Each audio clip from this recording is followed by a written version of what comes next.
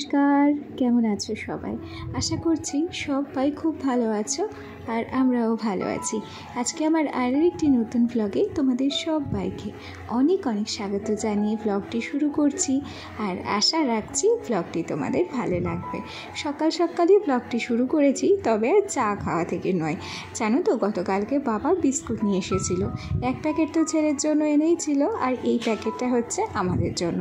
তো ছেলের যে প্যাকেটের বিস্কুটটা ছিল সেটাকে আমি একটা কৌটোতে ভরে নিয়েছি, আর এবার হচ্ছে আমাদের বিস্কুটগুলো একটা কৌটোতে ভরে নিচ্ছি। তবে অনেকগুলো বিস্কুট থাকার কারণে জানো তো, সব বিস্কুটগুলো না উঠলো না। এই বিস্কুটগুলো আবার একটা আলাদা কৌটোয় ভরে রাখতে হবে। ওই ছেলের যে বিস্কুটটা এনেছিল সেটাও কিন্তু ওই কৌটোতে আটেনি। একটু জোর করে আটাতে গিয়ে কি হয়েছে জানো, অনেকগুলো বিস্কুট না ভেঙে গেছে। সেই জন্য আবার নতুন করে তাকে অন্য একটা কৌটোতে রেখেছি। তো সোজা চলে এলাম এই ঘরটাতে এসে আগে জানালাটা খুলে দিলাম। আসলে কি বলো তো, জানালার কোণাতেই আমাদের ওই লাইটটা আছে, তো যে কারণে কি হয়, ক্যামেরাটা যদি সেট করি তাহলে একটু হলেও অন্ধকার অন্ধকার দেখায়। ওদিক থেকে ঝটপট করে বিছানাটা ঝেড়ে নিয়েছি। আর ওই যে আমাদের কারেন্টের বোর্ডটা দেখছো, ওইখানে সার দিয়ে পিঁপড়ে লাইন দিয়েছে জানো। তাই ঝাঁটা দিয়ে না পিঁপড়েগুলোকে একটু ঝেড়ে নিলাম। আর এদিক থেকে খাটটাকে একটু মুছে নিচ্ছি, কেন কি দেখতেই পাচ্ছ খাটের এই কোণাটায় আমার ছেলে চক দিয়ে দাগিয়েছে। আসলে খুব শখ করে ছেলেকে ওই কালারিং চক এনে দিয়েছিলাম, তবে সেই চকটা পেয়ে আমার ছেলে যে এতটা অপচয় করবে সেটা কিন্তু বুঝতেই পারিনি। যাই হোক, গেছিলাম একটু দোকানে, ছেলের সুজি ফুরিয়ে গেছিলো সুজিটা আনতে। আর এই যে এটা হচ্ছে আমার দাদু, মানে আমার মায়ের মেসো, দুধ দোয়াতে গিয়েছিল, তো পাড়ার থেকে হিমসাগর আম কিনে নিয়ে এসেছে। তো 2 কেজি আম আমাদেরকে দিয়ে গেল। তো এই যে দেখো, আমগুলো কিন্তু একটু ঝুড়িতে রেখে দিচ্ছি। ভারী সুন্দর গো আমগুলো, জানো তো। আর দেখেই মনে হচ্ছে যে খেতেও খুব টেস্টি হবে।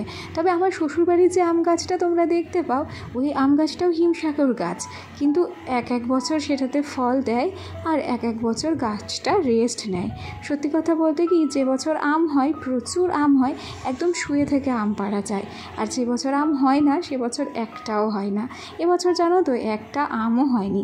সেজন্য মনটা বেশ খারাপ করে। কেন কি, সচরাচর আমরা যখনই ও বাড়িতে যাই তখনই দেখি গাছে প্রচুর আম ঝুলছে। এবছরও যাব হয়তো, কিন্তু আর সেই আম ঝোলাটা দেখা যাবে না, কিংবা দেখা হবে না। যাই হোক, চলো গল্প করতে করতে অনেকগুলো কাজ সেরে নিচ্ছি।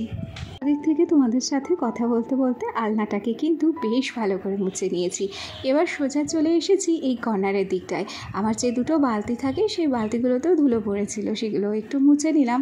আর টেডি বিয়ারটাকে বসিয়ে তাকে একটা টুপি পরিয়ে দিয়েছি। সত্যি কথা বলতে কি জানো, আমরা সবাই জানি, জানা নয়, তোমার কি জানা নেই যে এই সংসারে সমস্ত জিনিস অনিত্য। আমরা নিজেরাই অনিত্য। এই সংসার থাকবে, এই জিনিসপত্র থাকবে, আমরা থাকবো না। তবুও এই সংসারের প্রতি একটা টান আমাদের রয়েছে, একটা অদৃশ্য বাঁধন আমাদেরকে না এই সংসারের 4 গণ্ডিতে বেঁধে রেখেছে। কী বাঁধন বলো তো? মায়ার বাঁধন। আর এই মায়ার বাঁধনটা যদি না থাকতো, তাহলে এই একটা সংসারকে আমরা এত সুন্দর করে সাজিয়ে গুছিয়ে পরিপাটি করে রাখতাম না, এত মায়া বসতো না এই জিনিসপত্রগুলোর উপর। দেখো, আমাদের যতই কষ্ট হোক না কেন, নিজেদের শারীরিক কষ্টকে উপেক্ষা করেও কিন্তু আমরা এই সংসারটাকে সাজিয়ে গুছিয়ে রাখতে পছন্দ করি, তাই না? তবে এই সংসারটিকে সামলাতে না বিশেষ কোনো শিক্ষার দরকার হয় না। এই সংসারটিকে সামলাতে, স্মার্টভাবে সামলাতে কিন্তু দরকার হয় কিছু স্মার্ট কৌশলের। তবে সত্যি কথা বলতে কি, সাংসারিক জীবনের কিছু অভ্যাস তোমার এই জীবনটাকে পুরো পরিবর্তন করে দিতে পারে। একটা কথা সব দিন মনে রাখতে হবে, জানো তো, সংসারটা যেহেতু আমার, সুতরাং এই সংসারের কাজকর্মগুলো আমাকে নিজে হাতেই করতে হবে। বেশি কথা, ফালতু কথা বলার জন্য কিন্তু আশেপাশের লোকজন আছে, অনেকে অনেক রকম কথা বলবে। অনেকে আবার বলবে যে এই একই রকম কাজই কি প্রত্যেক দিনই করতে হয়? তো তাদের কথায় ডিমোটিভেট হলে কিন্তু মোটেও চলবে না।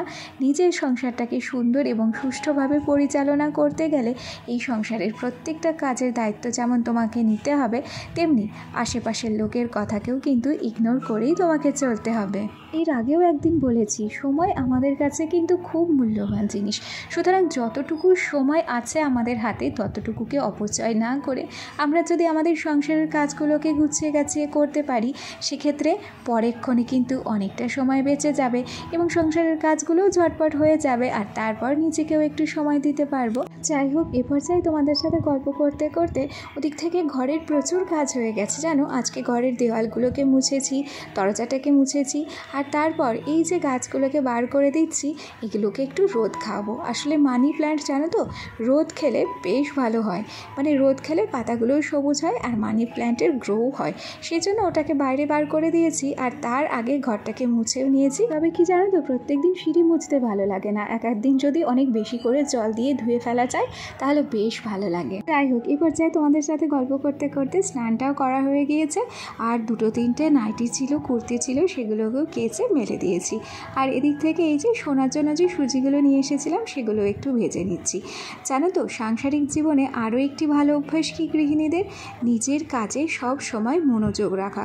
আসলে কি, তোমার কাজগুলো যেহেতু তোমাকেই করতে হবে, সেই জন্য যদি একাগ্রভাবে মনোযোগ সহকারে কাজটাকে করতে পারো তাহলে সময়ের আগেই অনেক কাজ কমপ্লিট করা সম্ভব। আর তারপর যেটুকু সময় পাওয়া যাবে, এই যে দেখো নিজের জন্য বার করেছি, এ পর্যায়ে সব কাজই ঝটপট করে ফেলেছি। আর তারপর অনেকটা সময় ছিল বলে একটু নেল পলিশ পরে নিয়েছি। আমার নেল পলিশের কালারটা কেমন হয়েছে অবশ্যই কিন্তু কমেন্ট করে জানাবে।